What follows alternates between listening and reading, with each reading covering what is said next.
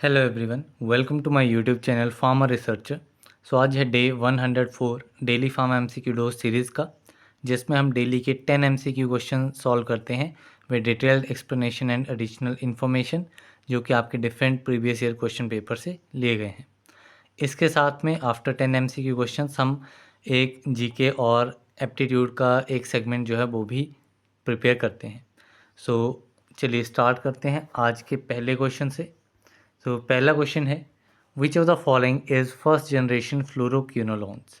First generation fluoroquinolone इनमें से कौन सा ड्रग है? सो क्विनोलॉन्स में आपके नेरेडिक्सिक एसिड, सिप्रोफ्लोक्सासिन, लीवोफ्लोक्सासिन, जेमीफ्लोक्सासिन, ये सारे ड्रग्स जो हैं वो आपके क्विनोलॉन ड्रग्स रहते हैं। इसमें से आपका पूछा गया है फर्स्ट जनरेशन। तो फर्स्ट जनरेशन में आपका ड्रग जो है वो आता है सिप्रोफ्लोक्सासिन। सो इसमें आपका ऑप्शन बी जो है वो करेक्ट आंसर रहेगा। सो डिफरेंट डिफरेंट कैटेगरीज जो हैं वो क्विनोलॉन्स की रहती हैं। इन कैटेगरीज़ को एक बार देख लेते हैं। सो एक कैटेगरी इसमें सबसे फर्स्ट कैटेगरी रहती है नॉन फ्लोरिनेटेड क्विनोलॉन। नॉन फ्लोरिनेटेड क्विनोलॉन, इसमें आपको एक ड्रग इंपॉर्टेंट याद रखना है, दैट इज़ नेलेडिक्सिक एसिड। देन आती है आपकी फर्स्ट जनरेशन फ्लोरोक्विनोलॉन्स। इसमें आपके ड्रग्स आ जाते हैं, एक तो आपका सिप्रोफ्लोक्सासिन आ जाता है, दूसरा आपका नॉरफ्लोक्सासिन आ जाता है, नॉरफ्लोक्सासिन। देन ऑफ्लोक्सासिन आ जाता है, ऑफ्लोक्सासिन। Then पेफ्लोक्सासिन, then पेफ्लोक्सासिन। सो ये डिफरेंट ड्रग्स जो हैं वो आपकी फर्स्ट जनरेशन फ्लोरोक्विनोलन कैटेगरी में आते हैं। इसके अलावा सेकंड जनरेशन फ्लोरोक्विनोलेंस की बात करूं तो सेकंड जनरेशन में आपका आ जाता है लीवोफ्लोक्सासिन। इसके अलावा lomefloxacin, lomefloxacin is second generation. Then sparfloxacin, then sparfloxacin. Sparfloxacin के बाद में गेटीफ्लोक्सासिन, गेटीफ्लोक्सासिन and मॉक्सीफ्लोक्सासिन, and मॉक्सीफ्लोक्सासिन।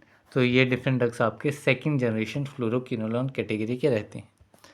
Then third category क्विनोलॉन्स में आपकी आती है third generation fluoroquinolones. Third generation में आपका एक ड्रग जेमीफ्लोक्सासिन आता है एंड दूसरा प्रूलीफ्लोक्सासिन, दूसरा आपका है प्रूलीफ्लोक्सासिन। तो ये डिफरेंट ड्रग्स जो हैं वो आपके थर्ड जनरेशन फ्लोरोक्विनोलॉन कैटेगरी में आते हैं। देन नेक्स्ट क्वेश्चन पे चलते हैं। सो नेक्स्ट क्वेश्चन है, which of the following drug is long acting sulfonamide. इनमें से लॉन्ग एक्टिंग सल्फोनामाइड कौन सा ड्रग है? So long acting sulfonamide is sulfadoxine. Sulfadoxine जो है वो आपका लॉन्ग एक्टिंग सल्फोनामाइड ड्रग है। तो जो सल्फोनामाइड्स हैं ये आपके कैटेगराइज होते हैं as a short acting, intermediate acting, long acting, या फिर किसी स्पेशल पर्पस के लिए जो सल्फोनामाइड्स होते हैं उनको अलग कैटेगरी में रखा जाता है। सो इनमें डिफरेंट कैटेगरीज हम देख लेते हैं सल्फोनामाइड्स की। सो सबसे पहले हम बात करेंगे शॉर्ट एक्टिंग की। शॉर्ट एक्टिंग सल्फोनामाइड जिनका ऑनसेट ऑफ एक्शन रहता है 4 to 8 आवर्स। ठीक है, सो इसमें आपका ड्रग आता है sulfadiazine. Sulfadiazine is a short acting sulfonamide. Then दूसरी कैटेगरी इसी में आती है आपकी इंटरमीडिएट एक्टिंग। ठीक है, इंटरमीडिएट एक्टिंग, इसमें आपका टाइम पीरियड जो रहता है वो आपका रहता है 4 to 12 आवर्स, ये इसका ऑनसेट ऑफ एक्शन होता है।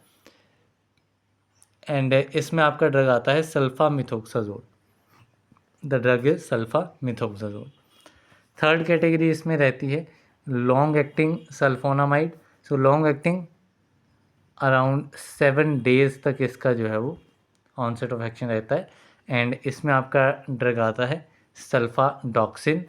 इसके अलावा सल्फामीथोपायराजिन, दूसरा ड्रग आता है sulfamethopyrazine, sulfamethopyrazine. Then fourth category sulphonamides में आती है special purpose sulphonamide. Special purpose sulphonamides. तो स्पेशल पर्पस में आपका सिल्वर सल्फाडाइजीन आ जाता है, जो कि आपका वन थेरेपी में यूज़ होता है। इसका इंपॉर्टेंटली याद रखना है, वन थेरेपी में कौन सा यूज़ होता है, इट इज़ सिल्वर सल्फाडाइजीन। ये क्वेश्चन काफ़ी बार पूछा गया है। इसके अलावा सल्फा एसेटामाइड सोडियम, सल्फा एसेटामाइड सोडियम, ये आपका यूज़ होता है स्पेशल पर्पस के लिए। देन सल्फासालाजीन, देन सल्फासालाजीन, ये ड्रग भी आपका स्पेशल पर्पस सल्फोनामाइड है। तो ये आपकी डिफरेंट क्लासिफिकेशन है आपकी सल्फोनामाइड्स की। तो इस क्वेश्चन में आपका पूछा गया था long acting sulfonamide, that is sulfadoxine. Then next question पे चलते हैं। तो नेक्स्ट क्वेश्चन है identify the broad spectrum antibacterial drug. Broad spectrum antibacterial drug को आइडेंटिफाई करना है। सो पेनिसिलिन जी दिया गया है, streptomycin, erythromycin and tetracycline. So इसमें जो आपके एंटीबैक्टीरियल ड्रग्स हैं उनको स्पेक्ट्रम ऑफ एक्टिविटी के बेसिस पे क्लासीफाई किया जाता है 3 मेन कैटेगरीज में। अब वो 3 मेन कैटेगरीज कौन कौन सी हैं स्पेक्ट्रम के बेसिस पे? एक आती है आपकी नैरो स्पेक्ट्रम एंटीबायोटिक, देन दूसरा आता है आपका broad spectrum antibacterial drugs, and third आता है आपका intermediate spectrum drugs. So narrow spectrum में कौन कौन से आ जाते हैं, बारी बारी हम सभी को देखेंगे। सो नैरो स्पेक्ट्रम एंटीबैक्टीरियल ड्रग, इसमें आपका आ जाता है एक ड्रग पेनिसिलिन जी, दूसरा आपका आ जाता है स्ट्रेप्टोमाइसिन, एंड तीसरा ड्रग इसमें आता है एरिथ्रोमाइसिन। तो ये 3 ड्रग जो हैं वो आपकी नैरो स्पेक्ट्रम एंटीबैक्टीरियल ड्रग्स हैं। दूसरी कैटेगरी आपकी आती है ब्रॉड स्पेक्ट्रम, ठीक है, ब्रॉड स्पेक्ट्रम एंटीबैक्टीरियल ड्रग्स। तो ब्रॉड स्पेक्ट्रम में एक आपका आता है टेट्रासाइक्लिन्स एंड दूसरा आपका आता है क्लोरमफेनिकोल। अब आती है थर्ड कैटेगरी, तीसरी कैटेगरी है आपकी इंटरमीडिएट स्पेक्ट्रम। इंटरमीडिएट में आपका आता है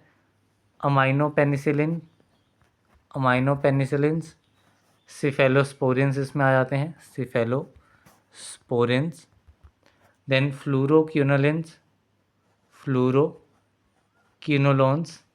देन कुछ जो मैक्रोलाइड्स होते हैं वो भी आपके इंटरमीडिएट स्पेक्ट्रम एंटीबैक्टीरियल ड्रग्स में आते हैं। अब क्वेश्चन में हमारा पूछा गया ब्रॉड स्पेक्ट्रम एंटीबैक्टीरियल, तो ये फर्स्ट तीनों पेनिसिलिन जी, स्ट्रेप्टोमाइसिन, एरिथ्रोमाइसिन, ये आपके हैं नैरो स्पेक्ट्रम। लेकिन टेट्रासाइक्लिन जो है it is a broad spectrum antibacterial drug, तो ये आपका आंसर सही होगा।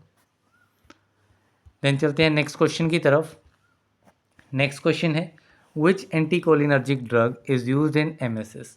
कौन सा एंटीकोलिनर्जिक ड्रग जो है वो एमएसएस में यूज़ होता है, मीन्स ऐसा एंटीकोलिनर्जिक ड्रग जो कि एक एंटी एमेटिक ड्रग भी है। सो इसमें आपका डाइसाइक्लोमिन जो है वो आपका एंटीकोलिनर्जिक ड्रग होता है जो कि आपका एंटी एमेटिक भी यूज़ किया जाता है। इसके अलावा एक और एंटीकोलिनर्जिक ड्रग है दैट इज़ हायोसिन, ये भी आपका as an anti emetic drug की तरह यूज़ किया जाता है। इसके अलावा बात करूँ प्रोमेथाजिन की, तो प्रोमेथाजिन जो है वो आपका H1 एंटीहिस्टामाइन है, H1 एंटीहिस्टामाइन जो कि आपका as an anti emetic drug की तरह यूज़ होता है। देन आता है आपका क्लोरप्रोमाजिन जो है इट इज़ अ न्यूरोलेप्टिक, ये क्या है किस कैटेगरी का, it is a neuroleptic drug which is use as anti emetic. Then आता है आपका ओंडासेट्रॉन, सबसे ज़्यादा बार यहाँ से पूछे जाने वाला क्वेश्चन। सो इसकी कैटेगरी के ऊपर ही क्वेश्चन पूछा जाता है, तो इट इज़ 5-HT3 एंटागोनिस्ट, किस कैटेगरी का है, it is 5-HT3 antagonist drug. So ये डिफरेंट कैटेगरीज हैं आपकी एंटी एमेटिक ड्रग्स की ही। इसके अलावा कुछ और कैटेगरीज हम देख लेते हैं। लाइक आपको एक कैटेगरी आती है प्रोकाइनेटिक ड्रग्स। प्रोकाइनेटिक में आपका इम्पॉर्टेंट ड्रग जो है that is मीटोक्लोप्रामाइड and प्रोक्लोरपैराजीन।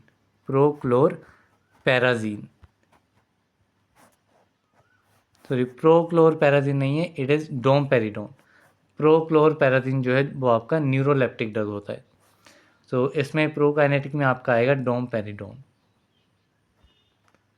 And सीसाप्राइड is also prokinetic drug, and mosapride भी आपका प्रोकाइनेटिक ड्रग होता है। सो ये कुछ ड्रग्स हैं आपके प्रोकाइनेटिक कैटेगरी के। सो अभी हम चलते हैं नेक्स्ट क्वेश्चन की तरफ। तो नेक्स्ट क्वेश्चन है सुक्राल्फेट क्या है।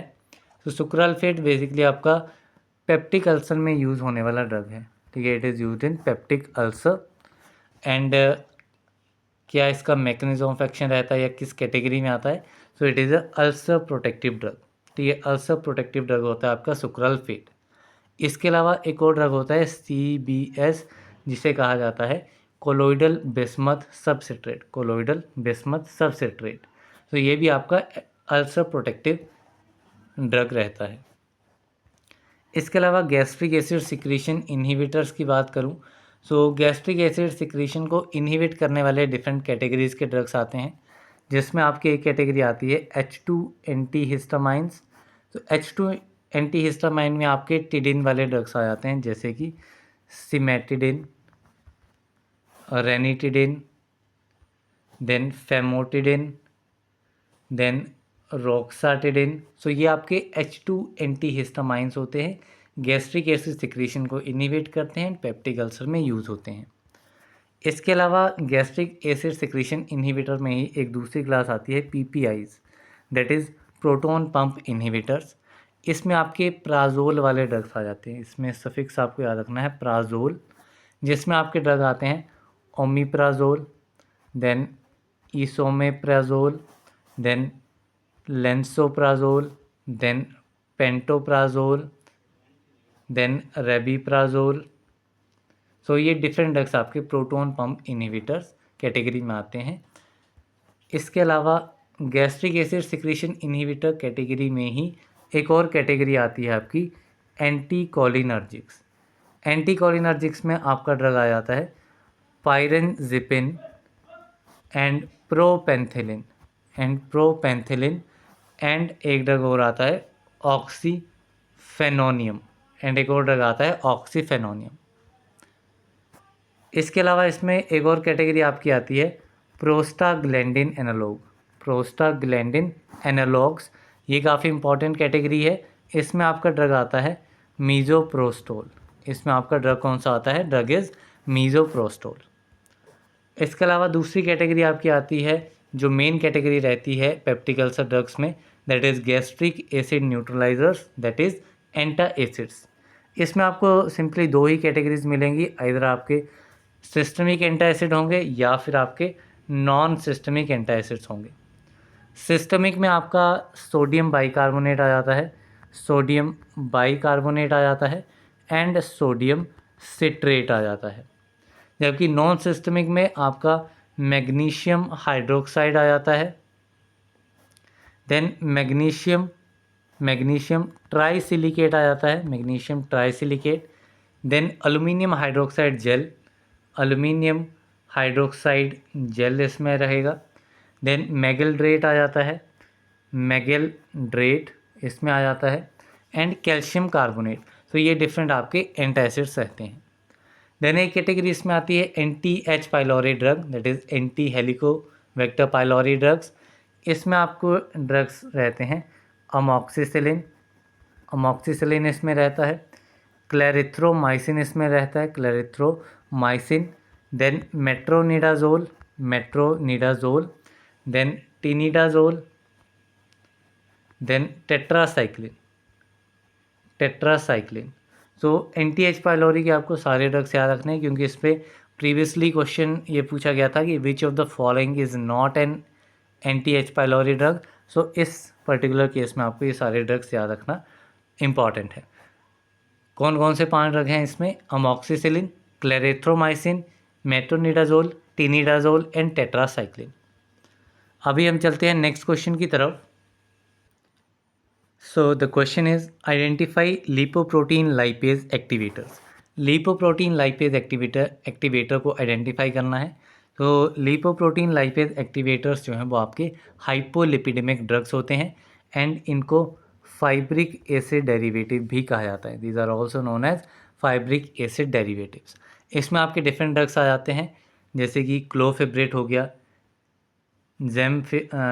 ज़ेम्फीब्रोजिल आ गया, देन आपका बेज़ाफिब्रेट आ गया, एंड इसके अलावा फेनोफिब्रेट ड्रग जो है ये भी आपका लिपोप्रोटीन लाइपेज एक्टिवेटर कैटेगरी में आता है। सो इस क्वेश्चन का राइट आंसर जो है वो आपका रहेगा all of the above. So option D is correct. इसके अलावा अदर हाइपोलिपिडेमिक ड्रग्स की बात करूं तो जो इसमें कैटेगरीज आती हैं उसमें एक बहुत इंपॉर्टेंट कैटेगरी आती है HMG coenzyme A reductase inhibitors. अब ये ड्रग्स जो हैं इनको स्टैटिन्स भी कहा जाता है। तो ऐसे ड्रग्स जिनका सफिक्स जो है वो स्टैटिन होगा वो आपके HMG coenzyme A reductase inhibitor category में आते हैं। जैसे कि आपका ड्रग आ जाता है लोवास्टैटिन, देन सिम्बास्टैटिन, देन आपका प्रावास्टैटिन, देन अटोरवास्टैटिन एंड रोसुवास्टैटिन। सो ये डिफरेंट आपके HMG coenzyme A reductase inhibitors हैं।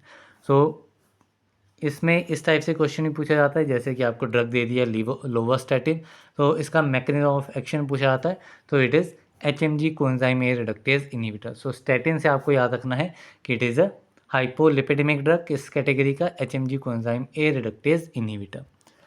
दूसरी कैटेगरी हाइपोलिपिडेमिक ड्रग्स में आपकी आती है वाइल्ड एसिड सिक्वेस्ट्रेंट्स, जिसमें आपके रेजिन्स कैटेगरी के ये रहते हैं।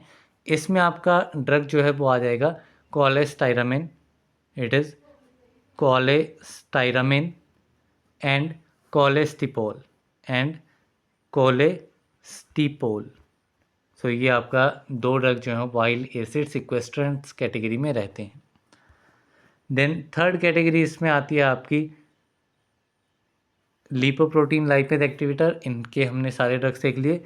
एंड देन इसके बाद फोर्थ कैटेगरी की बात करेंगे जिसमें आपके आते हैं इनहिबिटर्स ऑफ ट्राइग्लिसराइड सिंथेसिस, किसका, ट्राइग्लिसराइड सिंथेसिस एंड लिपोलाइसिस। ठीक है, तो triglyceride synthesis inhibitor and lipolysis, तो ये आपका ड्रग आता है निकोटिनिक एसिड इस कैटेगरी में आता है। देन कुछ अदर ड्रग्स इसमें रहते हैं अदर्स कैटेगरी में जिनको ऐड किया गया है। सो अदर्स कैटेगरी में आपके गुगुल लिपिड आ जाता है, गुगुल लिपिड एंड एजेटिमाइब तो एजेटिमाइब पे भी क्वेश्चन पूछा जाता है। So it is a hypolipidaemic drug. तो ये क्लासिफिकेशन होगी आपकी हाइपोलिपिडेमिक ड्रग्स की। अभी हम चलते हैं नेक्स्ट क्वेश्चन की तरफ। तो नेक्स्ट क्वेश्चन है which of the following is oral anticoagulant. Oral anticoagulant कौन सा है इसमें से। सो हम एंटीकोगुलेंट्स को जब स्टडी करते हैं तो दो मेन कैटेगरी में इनको डिवाइड करते हैं। सो एक आपके आते हैं पेरेंटल एंटीकोगुलेंट्स एंड दूसरे आपके आते हैं ओरल एंटीकोगुलेंट्स। ठीक है, दो मेन कैटेगरी आती हैं, एक आपकी आती है पेरेंट्रल एंड दूसरी आपकी आती है ओरल एंटीकोगुलेंट्स। तो इसमें पेरेंटल का काफ़ी बार क्वेश्चन पूछा जाता है। तो पेरेंट्रल में आपके कौन कौन से आ जाते हैं। सो पेरेंट्रल कैटेगरी में आपका हिपेरिन आ जाता है, देन लेपिरुडिन आ जाता है एंड एनक्रोड। तो ये तीन ड्रग्स जो हैं वो आपके पेरेंटल एंटीकोगुलेंट्स होते हैं। इसके अलावा जो लो मॉलिक्यूलर वेट हिपेरिन होता है वो भी आपका इसमें आ जाता है। एंड हेपेरेनॉइड्स भी आपके पेरेंटल एंटीकोगुलेंट्स होते हैं, जिसमें आपका ड्रग आता है हिपेरन सल्फेट, डेनापेरॉइड, लेपिरुडिन एंड एनक्रोड, ये आपके हिपेरेनॉइड्स होते हैं। देन दूसरे आपके आते हैं oral anticoagulants. So oral anticoagulants में आपका आता है डाइक्यूमरोल। सो डाइक्यूमरोल एक कौमेरिन डेरिवेटिव है, it is a coumarin derivative and coumarin derivative इसका अनदर नाम भी है डाइक्यूमरोल का, that is bis hydroxy coumarin. So अगर इस नाम से पूछा जाए तो इट इज़ ऑल्सो डाइक्यूमरोल। इसके अलावा वारफ्रिन सोडियम जो है, वारफ्रिन सोडियम, ये भी आपका क्या है, it is an oral anticoagulant. Then acenocoumarol, ये भी आपका ओरल एंटीकोगुलेंट है। इसके अलावा कौमेरिन डेरिवेटिव्स के अलावा इंडेन डायोन डेरिवेटिव्स, कौन से, इंडेन डायोन डेरिवेटिव्स, इसमें आपका एक ड्रग आता है फेनिन डायोन। कौन सा ड्रग आता है, फेनिन डायोन, ये भी आपका ओरल एंटीकोगुलेंट कैटेगरी का ड्रग है। सो अभी हम मूव करते हैं नेक्स्ट क्वेश्चन की तरफ। तो नेक्स्ट क्वेश्चन है निकोरेंडिल इज़, तो निकोरेंडिल क्या है? तो निकोरेंडिल जो है वो आपका एंजीना के केस में यूज़ होता है एंड किस मैकेनिज्म से काम करता है? So it acts as a potassium channel opener. Nicorandil is a potassium channel opener, so option D is correct. इसके अलावा अगर मैं नाइट्रेट्स की बात करूं so as an anti anginal drug ये मेनली दो कैटेगरीज में डिवाइड होते हैं। आइदर ये शॉर्ट एक्टिंग होंगे या तो फिर ये लॉन्ग एक्टिंग रहते हैं। ठीक है, आइदर शॉर्ट एक्टिंग नाइट्रेट्स होते हैं या लॉन्ग एक्टिंग नाइट्रेट्स होते हैं। शॉर्ट एक्टिंग में आपका आता है GTN that is glyceryl trinitrate, जिसको नाइट्रोग्लिसरिन भी कहा जाता है।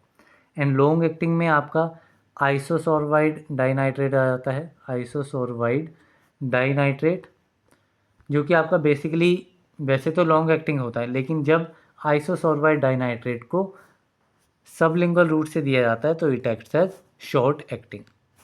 इसके अलावा आइसोसोरवाइड मोनोनाइट्रेट भी इसमें आपका लॉन्ग एक्टिंग रहता है। देन एरिथ्रिटिल टेट्रानाइट्रेट, टेट्रानाइट्रेट ये भी आपका long acting anti anginal nitrate drug रहता है। इसके अलावा बीटा ब्लॉकर्स की बात करूं तो बीटा ब्लॉकर्स में जो आपके मेन आपके यूज़ होते हैं एज एन एंटी एंजीनल, उसमें आपका प्रोप्रेनोलोल आ जाता है, इसमें आपका प्रोप्रेनोलोल आ जाता है। देन मीटोप्रोलोल आ जाता है, मीटोप्रोलोल आ जाता है। देन एटेनोलोल आ जाता है and several other beta blockers भी इसमें यूज़ किए जाते हैं। देन एक कैटेगरी दी गई है कैल्शियम चैनल ब्लॉकर्स।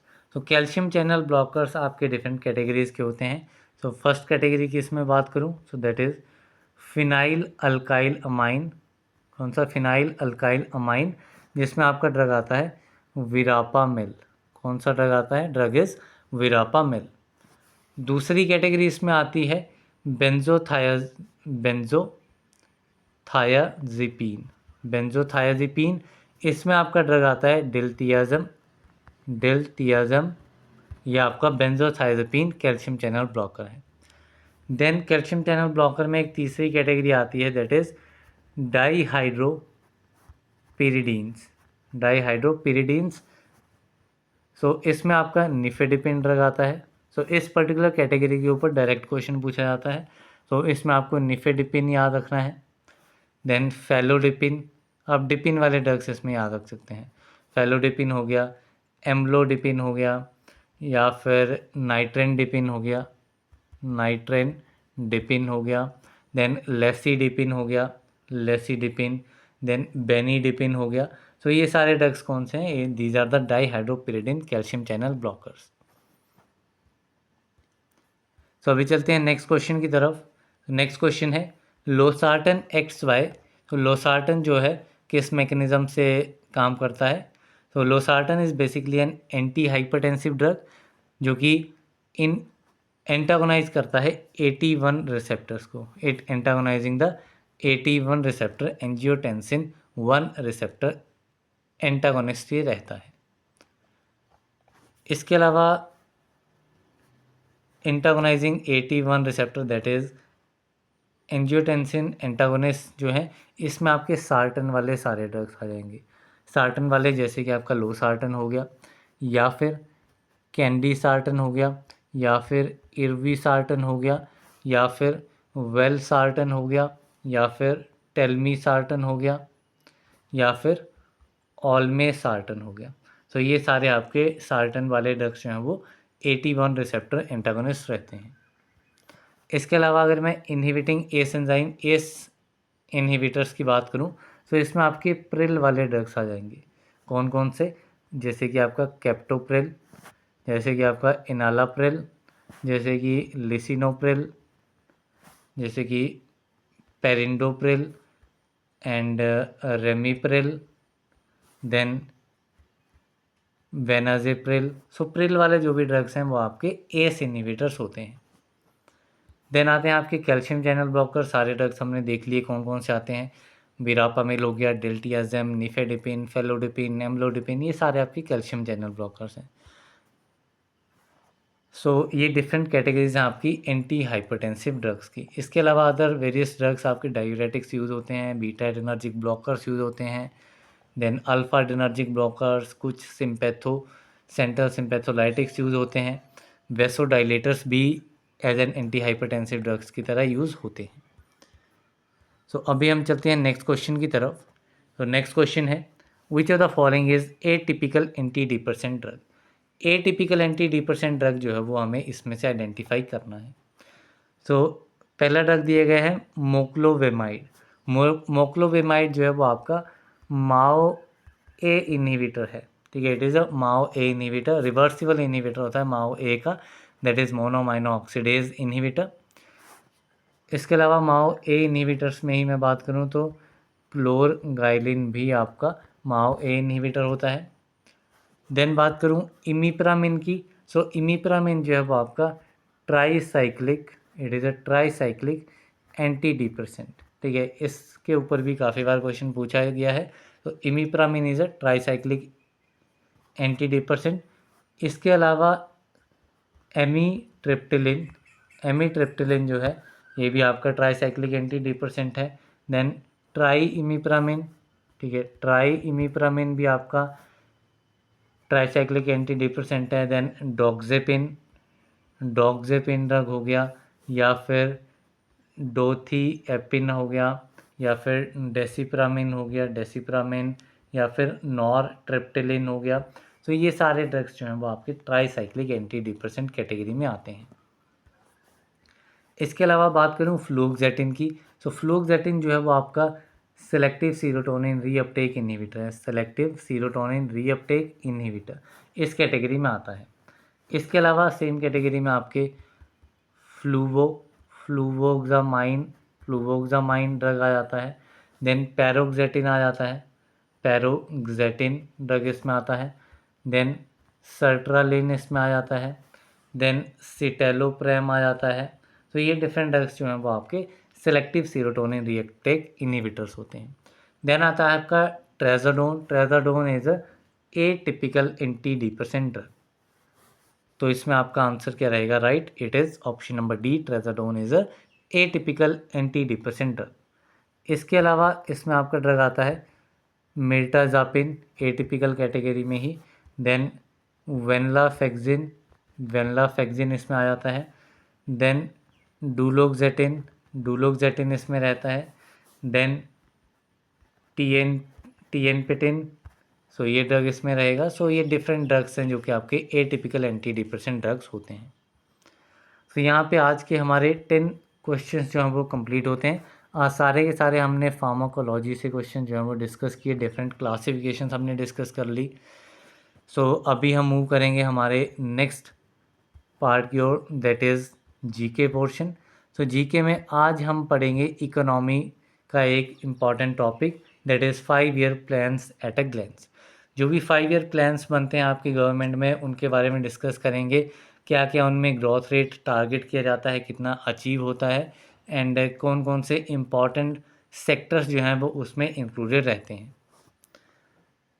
इसमें आपका जो फर्स्ट प्लान था, इसमें आपका बेसिकली सेक्टर के ऊपर क्वेश्चन बन जाता है, या फिर आपका ईयर के बेसिस पे क्वेश्चन बन जाता है, या फिर किस के ऊपर बेस्ड है उस चीज़ के ऊपर ये क्वेश्चन बनता है।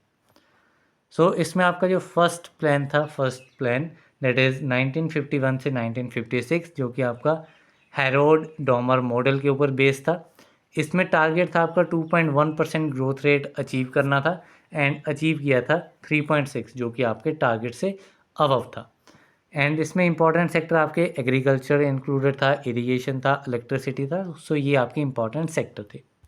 देन आपका सेकंड प्लान जो था वो 1956 से 1961, जो कि आपका बेस था पीसी मेहलोनोविस 2 सेक्टर मॉडल के ऊपर, जिसमें टारगेट 4.5% का सेट किया गया था, लेकिन अचीव इसमें सिर्फ 4.2% ग्रोथ रेट ही अचीव हो पाई। इसमें आपके इंपॉर्टेंट सेक्टर थे heavy industries. Then third plan जो था वो आपका 1961 से 1966 तक का था, जिसमें आपका ग्रोथ रेट का टारगेट 5.6% था, लेकिन अचीवमेंट जो है वो सिर्फ 2.8% की रही। एंड इसमें आपकी important sector food, grains and heavy industries, इन पे मेनली फोकस किया गया। देन फोर्थ, फिर इसके बीच में प्लान हॉलीडे बीच में आई 1966 से 1969 के बीच में, जिसमें आपका कोई ऐसा प्लान जो है वो नहीं इंक्लूड किया गया था। देन आपका जो फोर्थ प्लान था वो आपका 1969 से 1974 के बीच में हुआ, जिसमें अगेन 5.7% टारगेट किया गया था, लेकिन अचीव जो है वो सिर्फ 3.3% अचीव हुआ। एंड इसमें भी आपका मेन फोकस जो है वो एग्रीकल्चर के ऊपर किया गया था। देन आपका फिफ्थ प्लान जो था, जो कि 1974 से 1978 के बीच में रहा, जिसमें आपका 4.4% ग्रोथ रेट सेट किया गया एंड अचीव 4.8% हुआ, मीन्स हायर अचीवमेंट हुई। एंड इसमें रिमूवल ऑफ पॉवर्टी जो है वो आपका मेन टारगेट जो था वो रहा था। देन इसके बाद आपका रोलिंग प्लान आया। रोलिंग प्लान जो है वो आपका 1978 से 1980 के बीच में, जो ये प्लान हॉलीडे है, रोलिंग प्लान है, ये कुछ अलग हैं, तो इनको आप ईयर इनका डेफिनेटली याद कर सकते हैं। देन आपका सिक्स प्लान जो है वो आपका 1980 से 1985 के बीच में हुआ, जिसमें टारगेट आपका 5.2%, अचीवमेंट 0.2% ज़्यादा हुई, दैट इज़ 5.4%। एंड इसमें आपका एग्रीकल्चर मेन फोकस था एंड इंडस्ट्रीज जो है वो मेन फोकस थी। देन आपका सेवन्थ प्लान जो है वो 1985 से 1990 के बीच में हुआ, जिसमें आपका टारगेट जो है वो 5% का था एंड 6% इसमें ग्रोथ हुई। And energy and food grains, इनके ऊपर इसका मेन फोकस जो है वो रहा था उस टाइम पे। देन 2 एनुअल प्लान्स जो हैं वो आपके 1990 से 1992 के बीच में बने। उसके बाद में आपका 8th जो 5 ईयर प्लान था वो आपका आया 1992 से 1997 के बीच में, जिसमें आपका 5.6% जो है वो टारगेट एंड अचीवमेंट आपकी 5.6, 1% ज़्यादा जो है वो अचीवमेंट हुई। इसमें आपका ह्यूमन रिसोर्स एजुकेशन जो था मेन फोकस था। इसके बाद में आपका 9th प्लान जो है वो 1997 से 2002 के बीच में हुआ, जिसमें 6.5% जो है वो टारगेट रखा गया था एंड 5.4% की इसमें ग्रोथ हुई। सोशल जस्टिस जो है वो इसमें आपका मेन टारगेट जो है वो रखा गया था। देन नेक्स्ट 5 ईयर प्लान था आपका 10th प्लान, जो कि 2002 से 2007 के बीच में आया। 8.1% जो है इसमें आपकी टारगेट रखा गया था एंड अचीव 7.5% हुआ। अगेन इस पे जो टारगेट किया गया था, मेन फोकस था वो इनकम एंड एनर्जी के ऊपर था। देन 10th के बाद आपका 11th 5 ईयर प्लान जो था वो 2007 से 2012 के बीच में, एंड इसमें 8% का टारगेट रखा गया था एंड 7.9% जो है वो आपकी अचीवमेंट आई थी। एंड इंक्लूसिव ग्रोथ जो है वो इसमें मेन टारगेट जो था। देन 12th प्लान जो था वो आपका 2012 से 2017 के बीच में, इसमें टारगेट 8% एंड अभी इसका डाटा जो है वो इस पर्टिकुलर बुक में पब्लिश नहीं था।